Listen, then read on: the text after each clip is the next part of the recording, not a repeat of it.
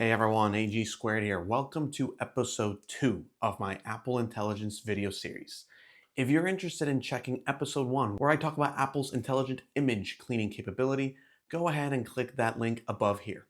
In this episode, I'll show in-action footage of the voice memo and writing editing capabilities of Apple Intelligence using AI, artificial intelligence. We start with the Voice Memo application where I've already recorded one of my future episodes around why I believe that credit cards, when used with discipline, are actually very good for you. When listening to the memo, see how easy it is to simply zoom in and out by pinching the area. Clicking the bottom left icon will take us to the real-time transcription. From here, clicking on the options icon, we can toggle on or off the skip silence or voice enhancing options. That's already cool as is, but now the really juicy stuff. I'll copy the transcript directly from the memo application, and once copied, I like to use the notes application to do my editing.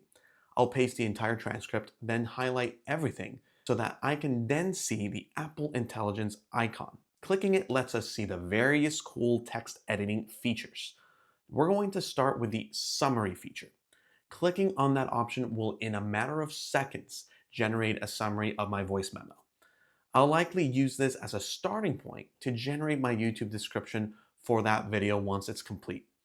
Once I paste that summary in my Notes app, next let's highlight everything again, and this time let's choose the Make More Concise option. This is awesome because in a short time I get a brand new version. We also have the ability to revert back to the original if we're not very happy with it, or if we simply want to compare the concise version versus the original one, as well as have the AI retry generating a different concise version. We're going to keep this change. The next step is important. Always review the changes made by the AI. Always. For example, here you can see I'm fixing my name to AG squared because it just simply got it wrong. And I do that for the entire content. Now we're going to go ahead and highlight everything again to show AI's ability to generate a list of key points. I copy that and simply paste it in my notes.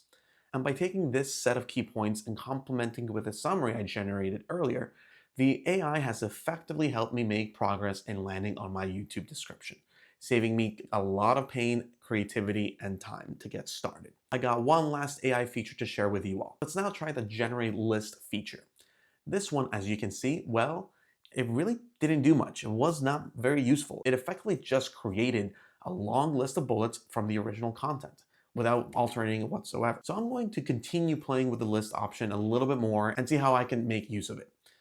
That's a wrap for this episode, folks. What are your thoughts on Apple Intelligence or AI in general? Do you have any questions about these topics? If so, drop them in the comments below. If you found this informative or useful, please consider liking and sharing this video.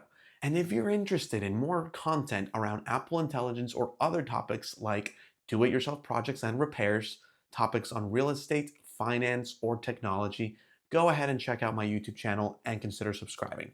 As always, folks, till next time.